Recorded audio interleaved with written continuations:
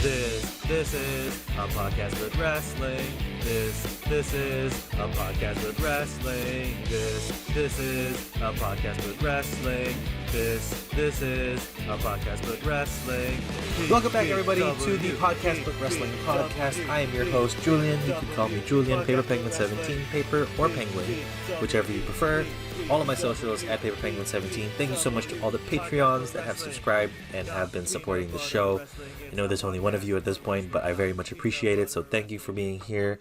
The slate for today will be going through every single match of the first round of the New Japan Cup, talking a little bit about the the IWGP Tag Title match between Okada and Tanahashi versus Bishamon. And to wrap it all up, we will be ending the show with the dysfunction that is currently happening in the Bullet Club and how I am enjoying the work that Phantasmo and David Finlay have been putting out. So we'll just jump straight into it. We'll send it to first round me, and we're going to go for the first match. So we're kicking off the New Japan Cup with Naito versus El Phantasmo. Phantasmo was really awesome in this match. My notes mentioned his high flying and the ability to get the crowd on his side while still being heelish. The interaction that he's having with the crowd now is really cool. Seeing him with the kid and turning his hat around instead of throwing the hat like 10 seats away from the kid. And for some reason, I got a pop. Like, they got me to pop from him locking the door or Kevin Kelly mentioning him locking the door. I just thought it was so funny. That would be the thing that makes him a face, is that he locks the door or the gate towards the ring. And yeah, just in all honesty, like, Phantasmo was so fun, and I'm very much interested in his story, interested in watching him more, and just can't wait to see more Phantasmo in the future. Naito played well the story of being in absolute control, so yes, for making fun of him with the Nakamura-esque, like, too sweet taunt, the thing that Phantasmo does when he's lying down in the ring and being announced. Phantasmo was mad, but it did seem like Naito knew that he was going to win in the match itself. The best part was that he did get the fans to focus more on Phantasmo, and the roll of victory was the perfect boost for Phantasmo to the next step, but also keep Naito winning. So yeah, that note was interesting. There was no Destino finish. It wasn't like a clean win. It was a roll-up surprise, and it showed that Naito had to pull something out besides the Destino to beat Phantasmo, but it also showed that Phantasmo was not ready yet. Like, Phantasmo was not there. Kicking out of the Destino was actually, I forgot to mention that Phantasmo did kick out of the Destino, and that just shows the strength and the ability of Phantasmo to be in tough matches or to be into big matches. Again, this is my first time seeing Phantasmo wrestle singles. This is my first time being introduced and exposed to him and his work. So in my head, as a new fan stepping in, it's like Phantasmo has that ability to be in those singles matches for the US title or the Never Openweight or even the IWGP World Heavyweight title. Like, those are all possibilities that are being set in place.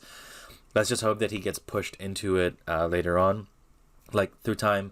I would like to see him at Wrestle Kingdom 18. That would be very cool. But we are also going to mention that there is going to be I do have upcoming notes on the interactions with Bullet Club as of late, so that's also going to be fun. So that was good. Naito versus Phantasmo is definitely a show my brother match, or show him about it, because getting interested in the story of Phantasmo in 2023 is actually going to be pretty. Like, I'm hooked on it, so that's good. The second match of the night, or the second match that was presented, was Taichi versus Sanada. This one was about moves awakening Sanada. So the whole story of the match was Sanada would continue to try and do his regular flips and his regular, like, flashy face style, like almost lucha libre, like wrestling, the flashy moves as the top rope, the international leading to a drop kick, strikes, all of that, like, just not affecting Taichi until Sanada snapped. So, like, the entire match, Taichi was hammering down on Sanada and, like, trying to get Sanada to react, which felt weird because there was this whole feeling that. So before I stopped watching New Japan, Sanada was essentially a very strong up-and-comer. He's going to challenge Okada. He's going to be in the main event scene. He's going to be like a staple in the one-on-one or like in the singles world. Then hearing what's been happening to him from the orbital bone injury.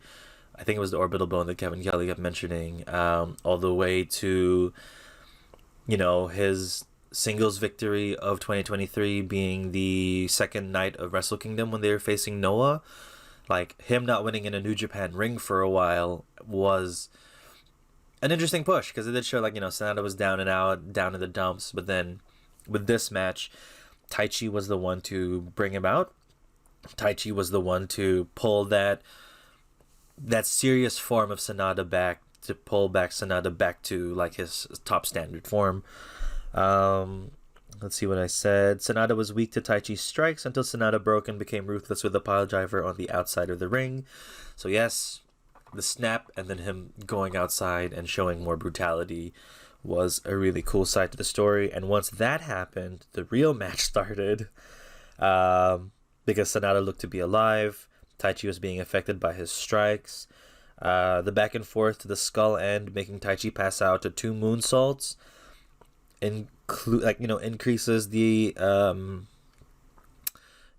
story note that Sanada is now taking it seriously and he's pulling out all the stops to win. Maybe I don't know. I see Taichi as really good, and I see Taichi as a serious contender. Yes, he lost to Ospreay a month ago, but I think in the story it felt like Sanada knew he was better than Taichi, and Taichi was kind of surprised that, oh, why are you not wrestling me at your fullest? Why am I I don't want to beat you, Sanada, while you're being a weak person or sulking in the corner. I want to beat you at your fullest. So Taichi brought Sanada's fullest out and essentially got beat by it, right? That was the whole story, was just making sure that Sanada will take it seriously from here on. Let's see. The skull end counter to the super kick to a 2 count also slapped. Ending the match with skull end to an extended DDT was very, very interesting, as apparently it's a new move he hasn't used before, but it was a great move to use anyway. So again, that's really emphasizing that Sanada here is going to be someone who is needing to take things seriously and needing to push himself. The new finish, showing that there's something out of the bag, is now part of the story, seeing if he can continue to hit that finish throughout the ranks or throughout the tournament would be interesting. And it's kind of cool because nobody closed the show. Sanada rolled out of the ring and left Taichi in the ring. So in a way, this was a Taichi match. This was actually, no, it wasn't just one person's match, but these two working together was very much elevating both of them. Yes, it's sad that Taichi lost. Yes, Taichi, I feel would be cool to be in that spotlight of a singles championship as well. I mean, I'm not gonna lie, all these guys deserve singles championships. I'm not gonna complain for anyone that wins this, except for maybe Chase Owens, but I haven't seen Chase Owens in a very long time, so we'll see. Yeah, there was respect shown to each individual. It was almost two friends or two rivals were trying to wake each other up, and one of the rivals was pissed off that he wasn't facing the full strength. And that was essentially the first 2 matches. Alright, moving on to Yujiro Takahashi versus Shota Umino. Shota's entrance is fun, where he appears at random places, apparently taken from Jon Moxley when they worked together. I missed a lot of what that storyline is, or Shota's excursion, because there's so much reference to Jon, even using the double underhook DDT as his finish. I forget what it's called, but that was a main thing that was constantly being spoken about. I like the commentary when Kevin Kelly mentions that he's a superstar but needs to cement that status. Because yes, it does, again, I mentioned this in the last podcast, but Shota Umino really looks like Tanahashi, and they look like he's in the picture of what the ace of the company should look like. And at this point, yes, you look like the star. Yes, you have the music. Yes, you have the entrance. But now it's time to prove yourself in the ring, kind of a thing, which is cool because there's a whole 2 ways of where the story could go. Would it be does Shota Umino do the Naito thing that Naito quote unquote couldn't do, being I forgot what his thing was called, but being the star and doing it the babyface good guy kind of way? or will he fail? Will this be a failure that would grow him into a different type of character to loathe the fans and hate the fans? So in this way, like, hopefully the booking goes in a way where Shota Umino will change depending on what the fans' interaction is like, or we just might get Shota Umino as like the straight face, like strong person who will lead the company when it's time to go, or when like Okada's like kind of off, you know, that kind of transitional period. We'll see. The entire match was really built upon the young nephew fighting the bad uncle. The commentary was part of the show, so I will talk about that as well. There was a lot of just judgmental like comments from Kevin Kelly about Yujiro, like just saying he's an asshole, he's scum, he, you know, does pachinko and shit, and like doesn't let you do anything, or like starts to ask for money. There was a bunch of unclean spots and miscues. So from my understanding, or from what I'm seeing, that maybe people aren't just used to wrestling Shota yet. Maybe they're not used to working with him in the ring to the point where his moves, or maybe Shota's moving too fast for some people. There were just some awkward little moments, but it didn't really take away too much from the match. This was a really good start for Shota, really good booking, because he overcame the House of Torture. Really easy to make him look like the babyface, make him look very good guy. The match was your typical deck stacked against the face vibe, with House of Torture coming out to distract and, you know, mess with everyone. Okay, so there was another mention here. Was not sure if... Where is this?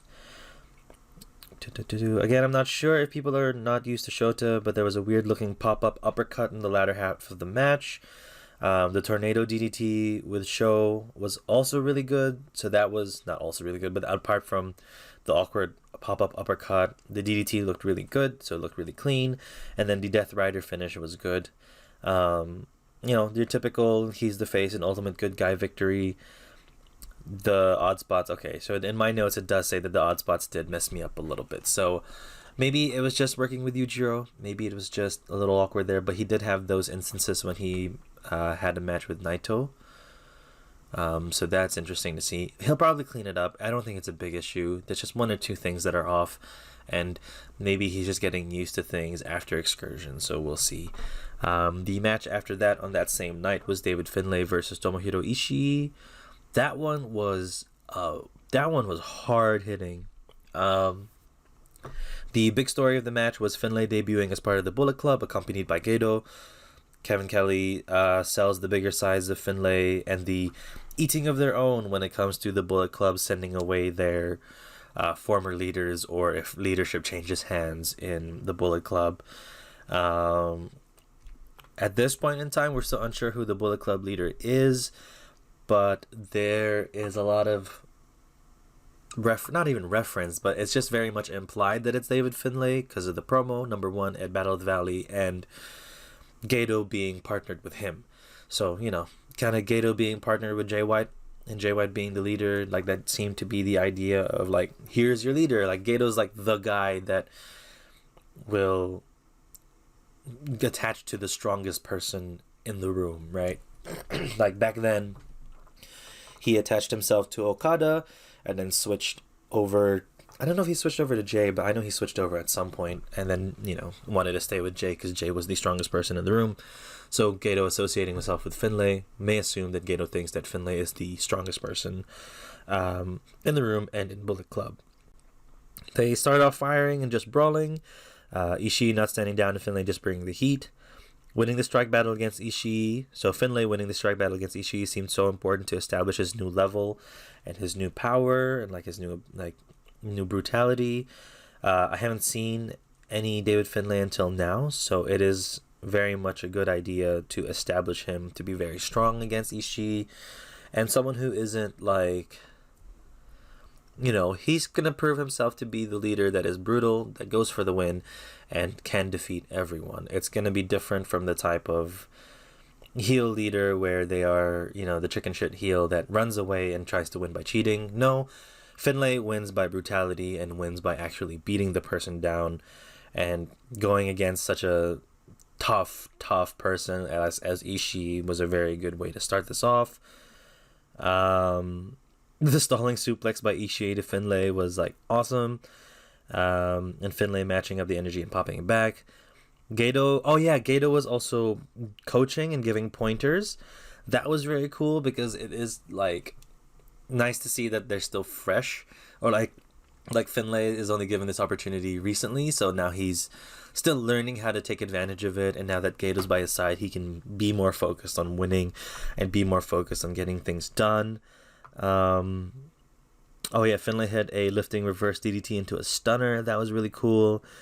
Finlay really showing out, and Ishii being his first match was 10 out of 10 booking. The brainbuster to knee was the finish to the match, and it's looking like a Finlay run, or at least I believe Finlay to run deep into the tournament.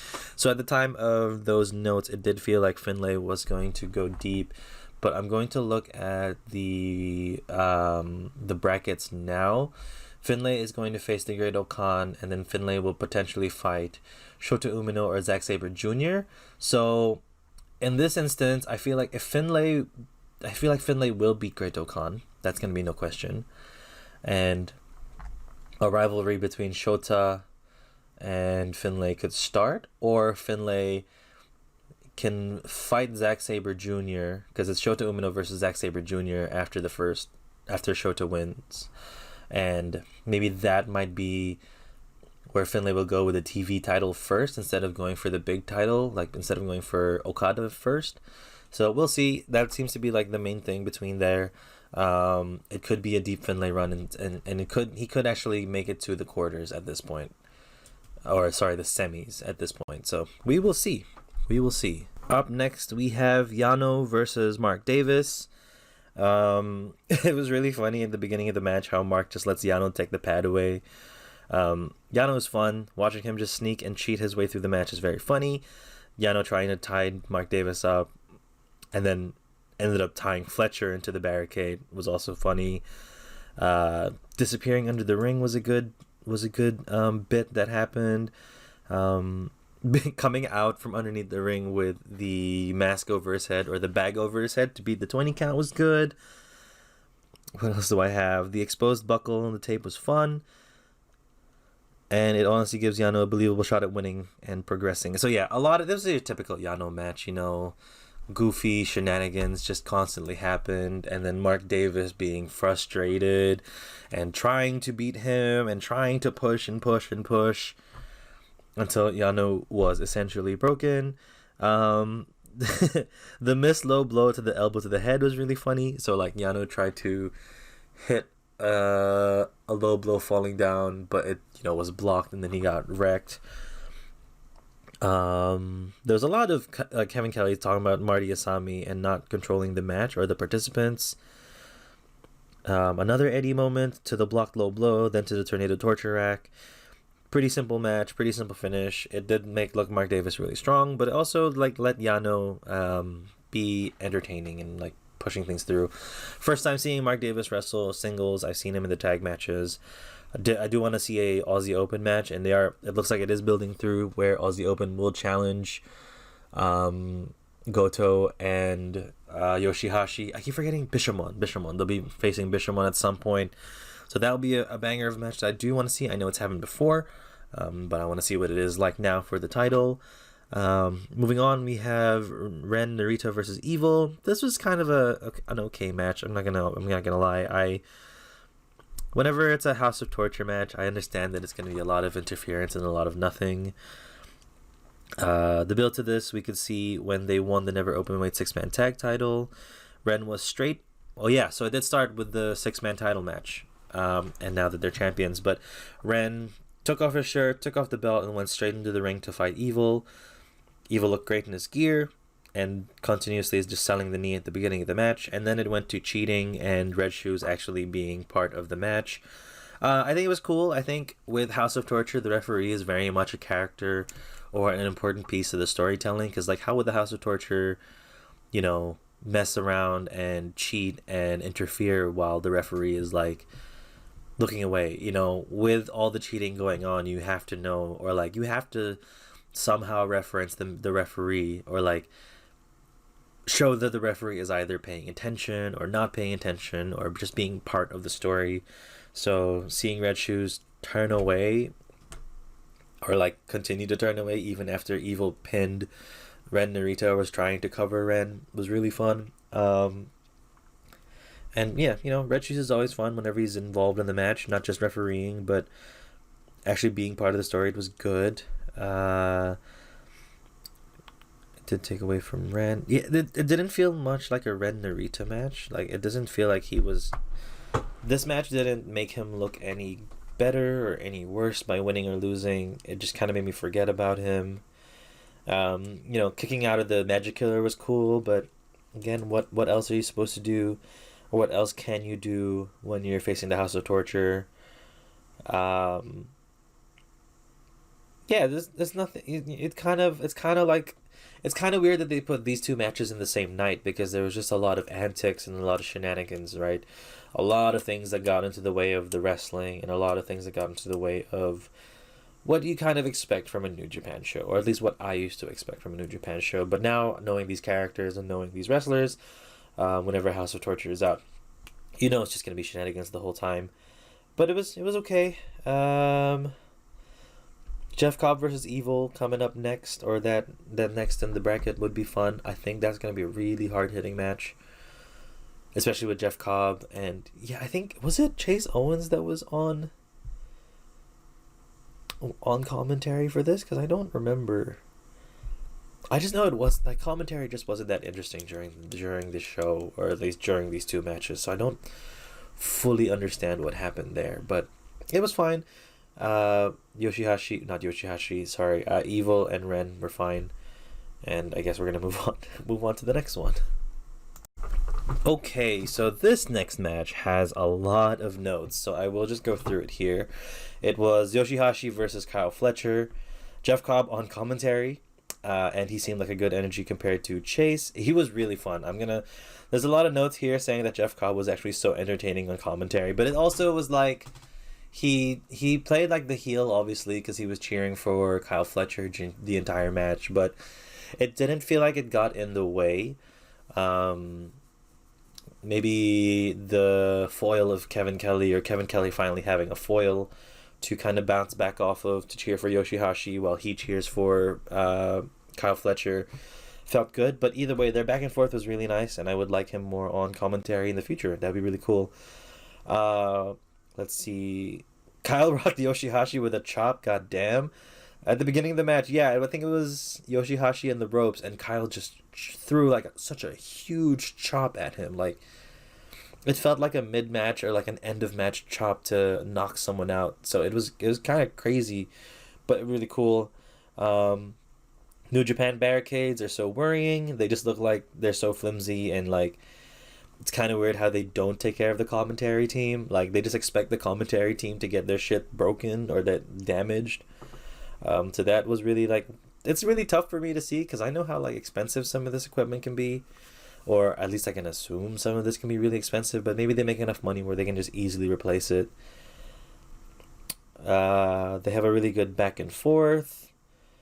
Kyle's really good, and the basement dropkick sell into the barricade was sick. Oh yeah, I think it was a line from Yoshihashi to Kyle Fletcher, bringing Kyle out of the ring. Then Yoshihashi did a basement dropkick between the rope, and Kyle flung himself to the barricade. I need to turn that off. Sorry about that. Kyle flung himself to the barricade so hard that it like went back a couple of feet, and it was wild. Like, he made Yoshihashi look like $1 million with that sell.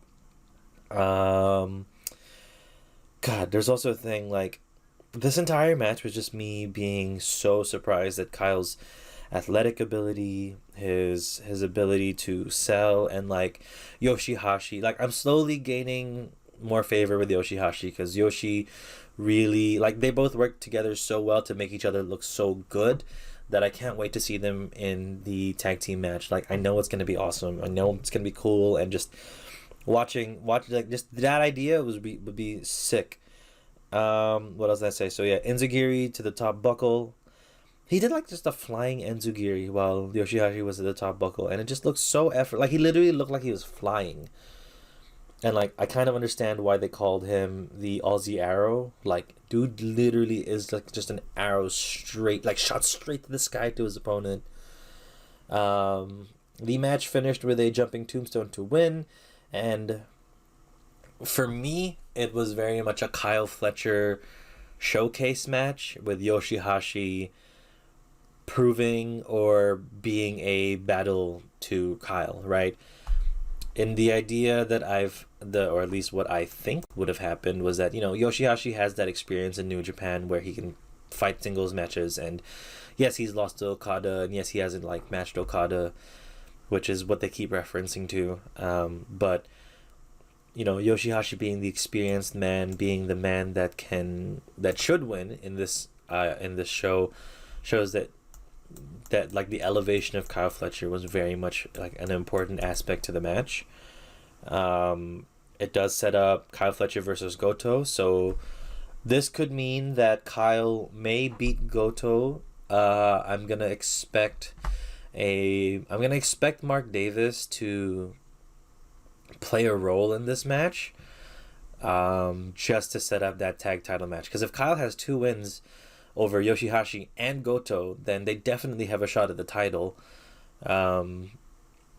Let's see, Tama Tonga versus Hinare. So it might be Tama versus Tama versus Kyle, and Tama would win that so that they would set up for the tag titles later on. Because Mark Davis versus Will Ospreay, there's definitely going to be an Ospreay win there. It's just to keep the alliances at work. But if we're talking about like the Will Ospreay story of him just being more brutal, he might brutalize Mark Davis and make an example out of Mark to show that no one is safe around Will when it comes to his goals and his idea of making it to the top and being the champion. So that will be interesting there. The next match was Aaron Hinare versus Shingo Takagi. Hinare comes out swinging, or he's swinging with his kicks everywhere. It started and it felt like a heavy hitting match from the start, which it turned out to be. Hinare does look really good with his kicks, like the length in his body, plus like the brutality and like the power in those kicks look really cool. The bounce back off of the rails for a line made Hinare look strong, but he also did sell that he did bounce, like he went off the rails like it were ropes, and he sold like the back, which was really cool. Takagi firing up and taking control until Takagi says it's time. There was a really good period there where Hinare looked in control, looked like he was actually winning, and then that usual Takagi, after like getting beat up after a while and feeling the energy and like wanting to fight, showed up. It was really good. There was a superplex spot that was like literally so fast that it kind of surprised me it went that fast. Like there wasn't a lot of like selling or taking time to it. They just went straight into it, and it looked kind of scary, but Takagi and Hinare worked it out and it looked really fine. Takagi had a pump handle stall slam that was really cool. I think it's called Made in Japan.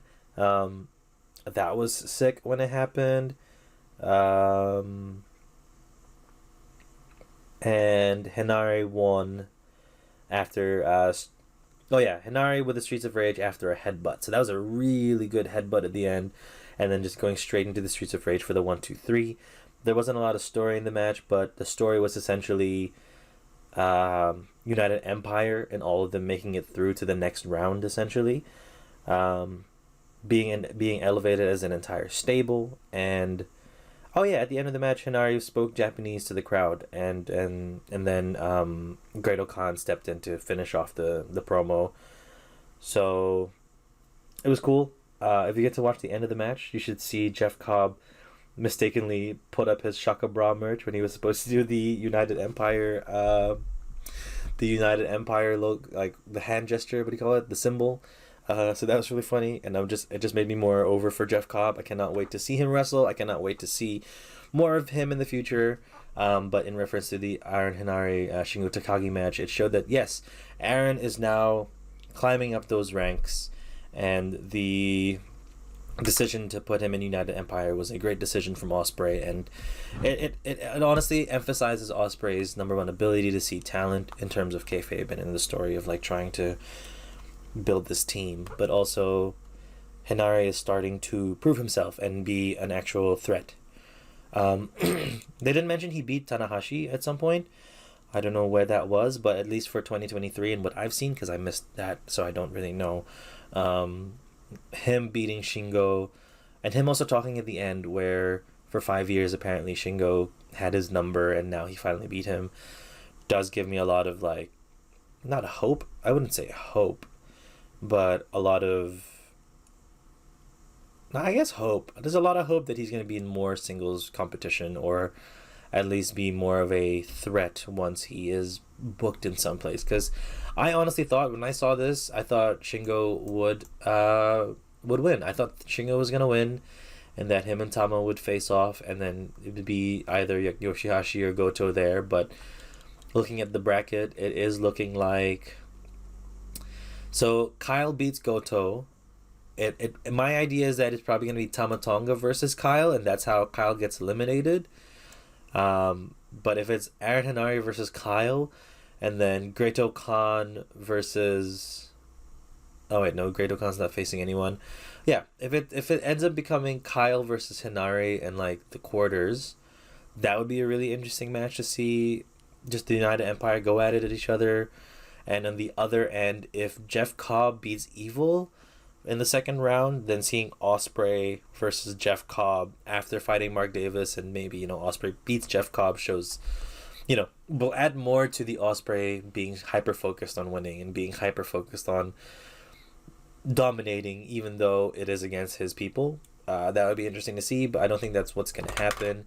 And that's essentially been the first round of the New Japan Cup. I hope the second round goes even better. So the matches that we have coming up are Sonata versus Kenta, Naito versus Chase Owens, Evil versus Jeff Cobb, Mark Davis versus Will Ospreay, Kyle Fletcher versus Hiroki Goto, Aaron Hinari versus Tama Tonga, David Finlay versus Great Khan, and Shota Umino versus Zack Sabre Jr. I'm excited for round 2. Can't wait to see what's going to happen. And for this episode, that has been the New Japan Cup first round. We are going to jump into some of the things that I know is in between. So we will do that after a quick commercial break and end the show on some of the storylines and some of the matches that I missed throughout those shows that I just wanted to bring up and talk about. So take it away, ad people, or ad guy, even though we know it's going to be a Patreon ad. Thank you so much to everybody who has subscribed and is sponsoring me over at patreon.com/paperpenguin17. I do appreciate the support there, and I do just want to highlight that all of the work that I'm doing, whether it be on Twitch, paperpenguin17, the YouTube main channel, Instagram, or TikTok, all of that's being supported by everyone on Patreon and the lovely people who are there. So please consider helping out if you can, and we're going to send you right back into the video, or right back into the podcast. Alright, so I do want to just finish off this episode with the storyline that's been happening with the Bullet Club and what I saw for the IWGP Tag Title match between Bishamon and Okada and Tanahashi. So this is where apparently the Yoshihashi and Okada story has been happening. I never really understood it or knew about it up until this point, so that was fun to see. I forget that Bishamon is called Bishamon.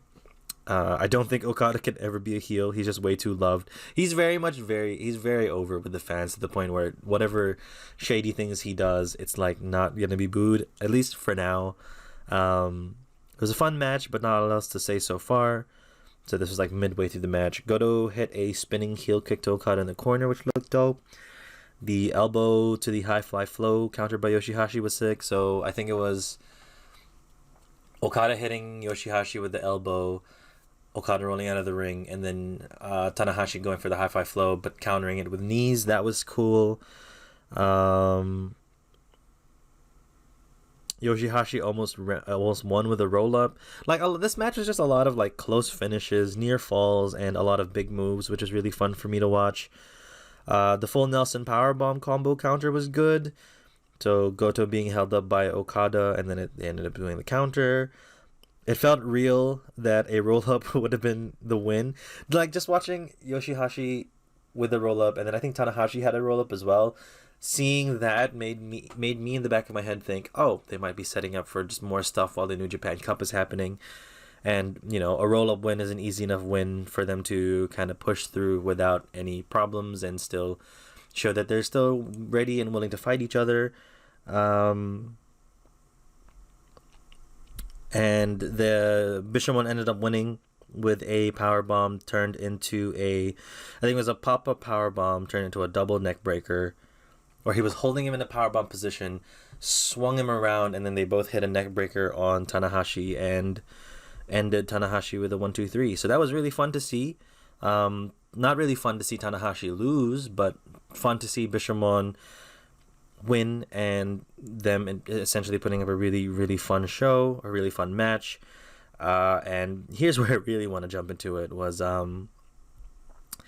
the dysfunction that's currently happening in the Bullet Club. I loved it. I love how they can just tell the story through the ring and they don't have to like openly talk about it or openly put they don't have to give each other mics to show that there's dysfunction. They just did it through the tag matches, which really annoyed me because story is happening during the tag matches before the main events, and it just makes me understand that I have to watch those stories and watch those things to see things develop. Like, I'm not gonna see anything happen to just four guys unless I'm watching the tag matches that they're involved in. You know, there's not gonna be a lot there I'm not gonna notice a lot of things there unless I'm like actively looking for it and actively watching those matches. So to that point, I am going to start watching the entire shows and see what I can pick up and what I'm interested in. But for the most part, if I'm not interested in it, I'm gonna just skip. So at this point, I did skip a House of Torture match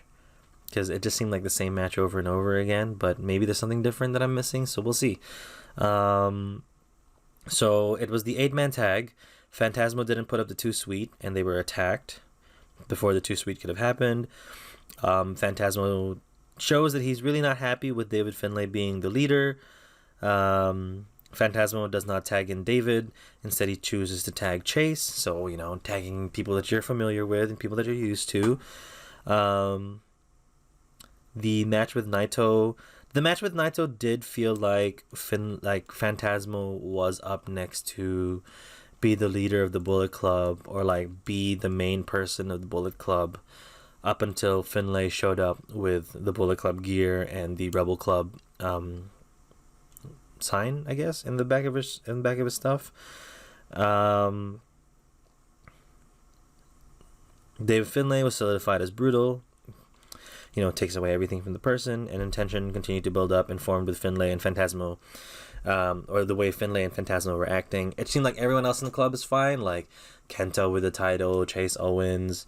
Those dudes are like chill. They're like, whatever. Finlay's our guy. We'll just follow Finlay. But then they're like, why? But like, they're also boys with Phantasmo, and they're like, Phantasmo, just like be chill with this. But Phantasmo's like, I'm not so chill with this. I don't really feel like it. There was another match. I forgot where it was, but it was a really funny spot of Phantasmo. So there was a lot of instances where Phantasmo didn't go in to break any submissions or anything happening to Finlay. And one of the submissions was Taguchi putting an ankle lock on him. Phantasmo rolls into the ring and tells Taguchi how to like put more pressure or apply more pressure to the ankle lock, which I thought was really funny. And then, you know, things broke down and they ended up winning. So they're still winning matches. It's just dysfunctional, and, you know, Phantasmo isn't on board yet with the idea of David Finlay being the leader. And of course, Finlay is just imposing his will everywhere. And his style of wrestling and the way he holds himself just shows that he is going to beat Phantasmo up if he really has to. Like, he's just, it's not going to be a problem for him to. He will just go for it and he will just attack. The second round of the New Japan Cup, there was a tag match between Zack Sabre Jr. and his young lion, I forget his name, I can't find it right now, versus Phantasmo and Finlay. This was a really fun match. They're like, just what they were telling and how they're building the dysfunction in the Bullet Club was fun. Phantasmo doing face things and really interacting with the crowd. Clearly shows that they're not on the same page as Finlay. Kevin Kelly also selling like face implications to Phantasmo. Yeah, whilst David Finlay was being announced by the announcer, Phantasmo just got in the way of the shot and stood right in front of Finlay, which was funny. There was a spot with I forget what it's called. It's like the STF, not the STF, but it's the TJP does it a lot. There's like a leg lock bridge that a lot of wrestlers do. So Zack Sabre Jr. put him on I forgot to turn it off. Zack Sabre Jr. put him in a leg lock, and there was that instance of him. How do I describe it? You put that leg lock while someone's face down on their belly, and you essentially take a back bump to show that you're putting extra pressure on the leg, or like that's how you're showing the wrench. And there was an instance of Phantasmo being put into that leg lock, and then Finlay not breaking the hold or not helping Phantasmo, but Finlay gets caught into an abdominal stretch by Zack Sabre Jr. Then Finlay gets thrown out of the ring. And I wrote down the list of moves that happened. So it was the leg lock to an uppercut, causing more pressure. Oh yeah, sorry. Sabre Jr. was holding the leg lock on Phantasmo. Finlay, quote unquote, breaking up the pin, puts an uppercut on Sabre or ZSJ, and he falls down. Evidently wrenching the leg of Phantasmo. He does that a couple of times. Zack Sabre Jr. counters the uppercut, puts Finlay into an abdominal stretch whilst Phantasmo was in that leg lock, and then that turned into Finlay being pushed out of the ring, putting a Cobra Twist to Phantasmo, and then transitioning that Cobra Twist into a bow and arrow, and then transitioning the bow and arrow into an STF. Just again, like, I just want to put out there, Zack Sabre Jr.'s combos and his hold combos are unlike I've ever seen before, and it's so smooth the way he does it, and he does it with so much like speed and intensity that it looks real to a person that isn't aware that it's professional wrestling, right? Obviously the way that he'll wrench those holds still hurt like hell while you're in it, even if he's not trying to make you submit. But that just transition was sick. So there's been 3 shows since the dysfunction started happening. There was an instance where Finlay and Phantasmo were just slapping the crap out of each other to tag each other in, and they ended up winning the match. They hit good combinations together when they took Zack Sabre Jr. out of the match, and after all of that, Finlay still finished off the young boy and pinned the young lion, to kind of show that they're still winning and they're still powerful even with the dysfunction. Because obviously, the young lion's not gonna win, and I don't think Zack Sabre Jr. is in this instance here to take a win yet, because I think he's still expecting challenges for the TV title. What I do see this for in the future is I think I see Phantasmo and Finlay, because they're so entertaining. The way that they're doing their stuff right now, the way they're showing their little feud is entertaining to the point where they might accidentally win the IWGP Tag Titles. I think there's a tournament that happens, but that tournament might end up. I think that tournament takes you to Wrestle Kingdom. I don't fully remember. Again, I'm not 100% sure of what's happening, but essentially that will lead me to believe that there's some sort of tag title win or some sort of tag win, or it will continue to be more dysfunctional and they end up just fighting each other at some point for who will take over the Bullet Club. But I don't know if they'll have like a special match for that. Maybe that might happen in their shows, because I know they've announced shows in the States as I'm recording this podcast. So we will see. It's just been very entertaining so far and very fun to watch. So that's essentially it. And that has been it for the podcast. Thank you so much for listening, everyone. Thank you so much for watching either on Jumbled Radio Online or Podcast But Wrestling on Spotify.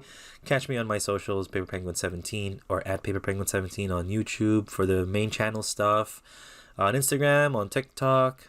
I don't really do Twitter. And if you want to watch Paper Penguin 17 on Twitch, that has been the first round of the New Japan Cup. Come back next week when all the other second round matches have finished and just watch me ramble and listen to me ramble to this there. And thank you so much to our patrons over at Patreon for giving me some support and giving me some funding to help me push through this little hobby of mine that I am very much enjoying. But for now, this has been Podcast But Wrestling. Thank you so much, everyone, once again. I will see you next time. Goodbye. Peanut butter wrestling, it's a podcast, but wrestling. Not peanut butter wrestling, it's a podcast, but wrestling. PBW, podcast, but wrestling. PBW, podcast, but wrestling. Not peanut butter wrestling, it's a podcast, but wrestling. Not peanut butter wrestling, it's a podcast, but wrestling. Not peanut butter wrestling, it's a podcast, but wrestling. Not peanut butter wrestling, it's a podcast, but wrestling. This is a podcast, but it's wrestling. This is a podcast, but it's wrestling. This is a podcast, but it's wrestling. This is a podcast about wrestling. This is not about peanut butter.